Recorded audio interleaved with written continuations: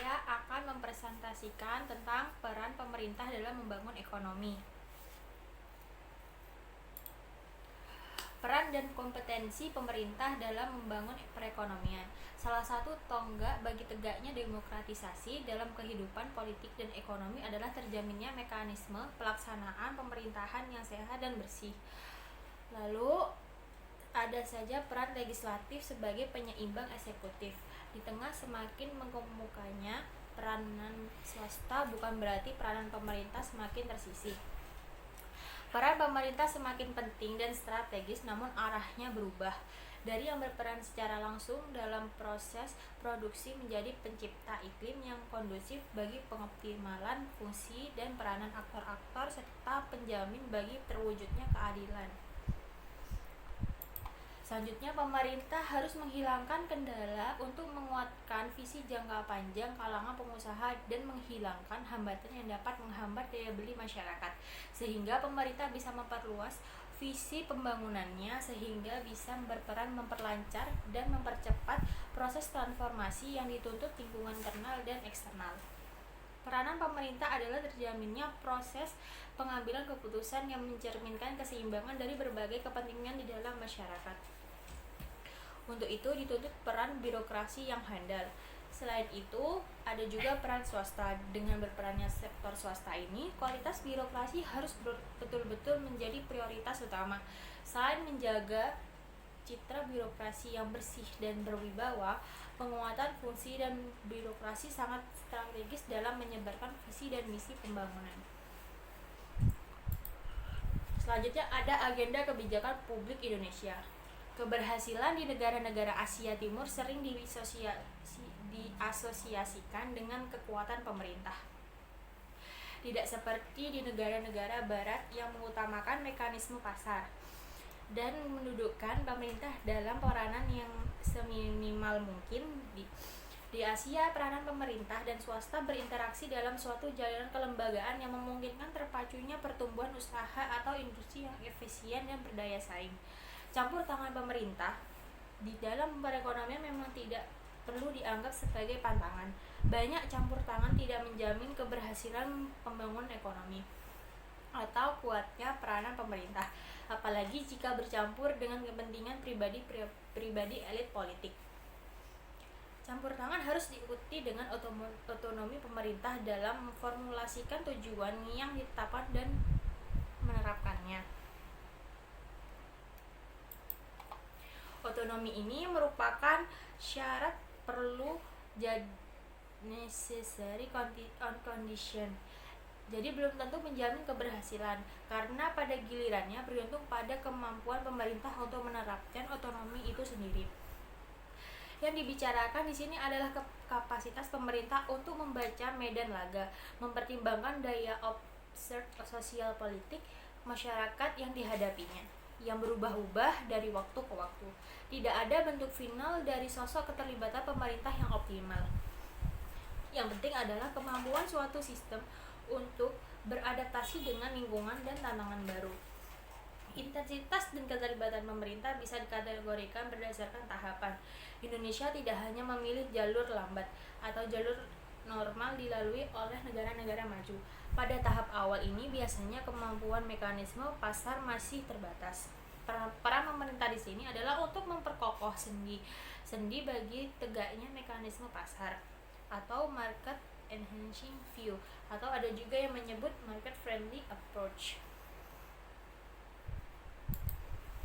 Biasanya tanpa otonomi pemerintah, justru campur tangan pemerintah kerap terjadi pada bidang-bidang yang sebetulnya mekanisme pasarnya lebih menjamin keberhasilan, atau justru kemampuan campur tangan pemerintah disusupi oleh kelompok-kelompok kepentingan yang berkuasa.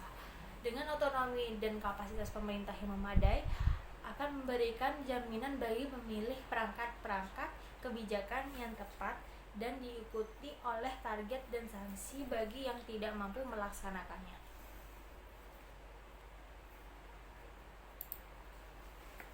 Selanjutnya ada kebijakan publik. Kebijakan adalah serangkaian tindakan yang mempunyai tujuan tertentu, diikuti dan dilaksanakan oleh seseorang atau sekelompok orang untuk memecahkan masalah tertentu. Kebijakan publik yang disusun oleh pemerintah tetap meyakini akan arti penting dan fungsi Pancasila sebagai pandangan hidup bangsa sehingga dapat tepat guna bagi masyarakat Indonesia. Kebijakan publik adalah rangkaian tindakan atau kegiatan yang dicetuskan individu, kelompok, dan dalam masyarakat maupun pemerintah dalam suatu wilayah tertentu untuk mengatasi hambatan atau kendala yang tidak menguntungkan dalam masyarakat. Kebijakan publik merupakan suatu aturan yang mengatur kehidupan bersama yang harus ditaati dan berlaku mengikat bagi seluruh warganya, dan jika melakukan pelanggaran akan diberikan sanksi. Dalam kebijakan publik, biasanya pemerintah yang menentukan pelaksanaannya dalam kehidupan sehari-hari dengan asas demokrasi sehingga masyarakat dapat mengatur kehidupannya. Sehingga kebijakan publik tidak hanya ditetapkan oleh pemerintah pusat, tapi juga oleh pemerintah daerah dalam rangka mempertahankan karakteristik kedaerahannya.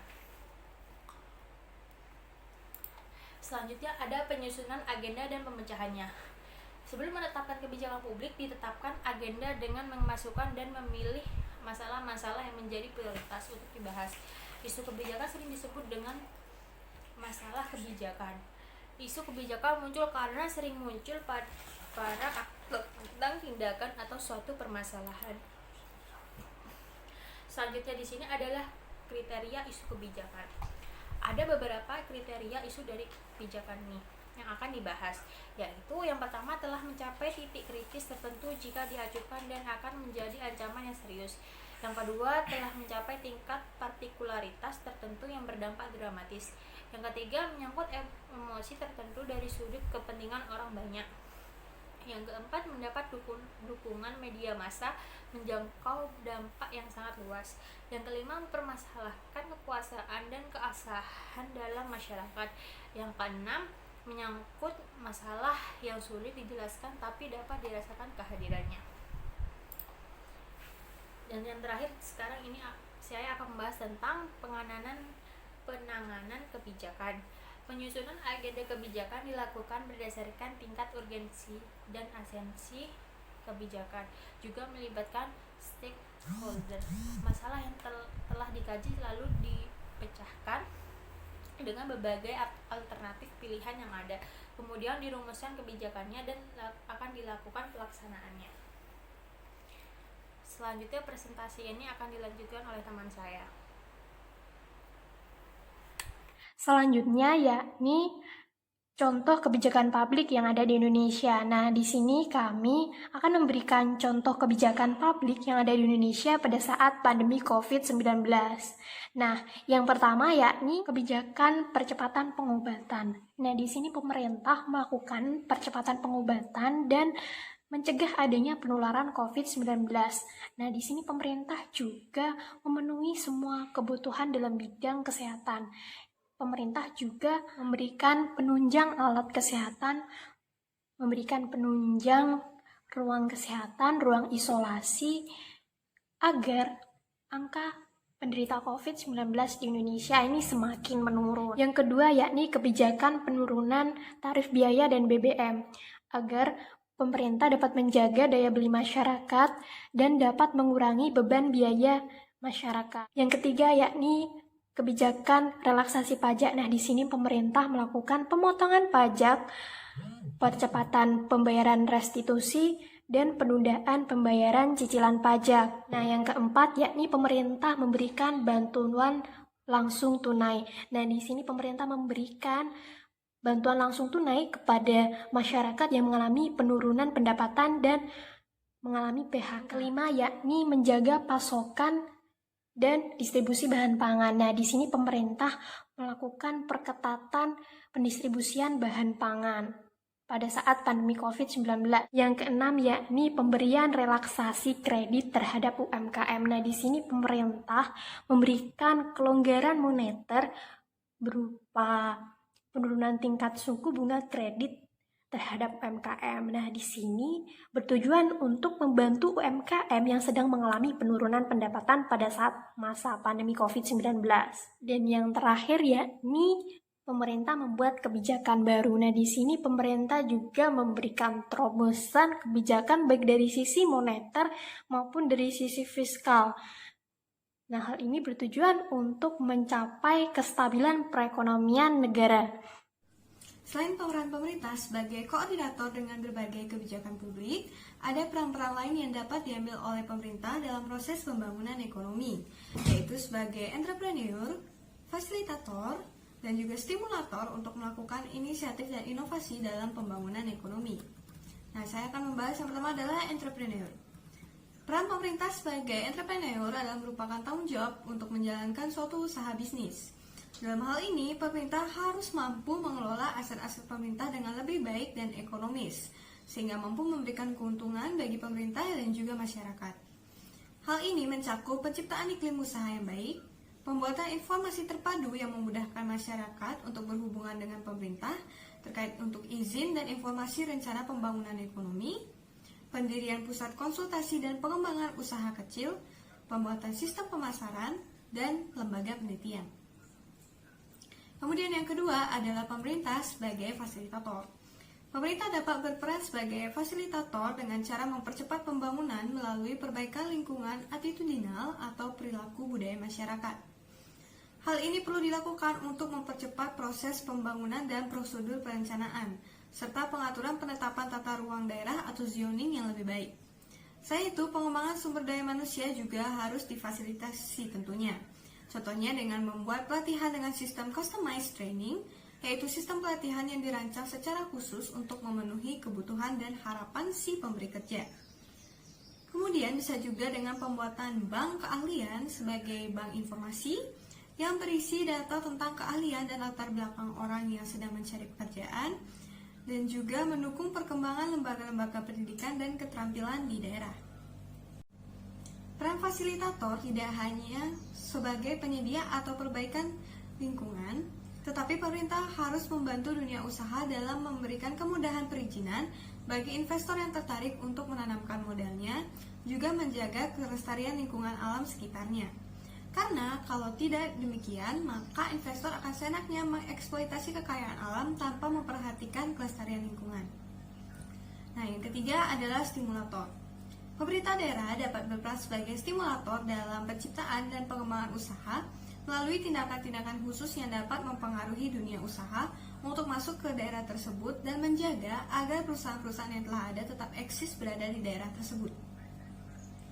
Stimulus ini dapat dilakukan antara lain dengan pembuatan brosur-brosur pembangunan kawasan industri, pembuatan outlet untuk produk-produk usaha mikro kecil dan menengah atau UMKM, dan juga koperasi, membantu UKM dan koperasi untuk melakukan pameran, dan masih banyak lagi. Di era globalisasi sekarang ini, pembangunan ekonomi harus melibatkan semua pihak, terutama peran pemerintah yang harus lebih dominan, dikarenakan pemerintah mempunyai aturan-aturan serta kemampuan yang mendukung terhadap tumbuh dan berkembang perekonomian. Nah, diharapkan pembangunan ekonomi berkembang dan pada akhirnya tingkat pendapatan penduduk meningkat, kesempatan kerja bertambah, daya beli meningkat, dan masyarakat dapat menikmati hasil dari pembangunan ekonomi tersebut. Demikian materi tentang peran pemerintah dalam membangun ekonomi. Mohon maaf apabila ada salah kata. Semoga penjelasan kami bisa bermanfaat dan kami ucapkan terima kasih banyak atas perhatiannya.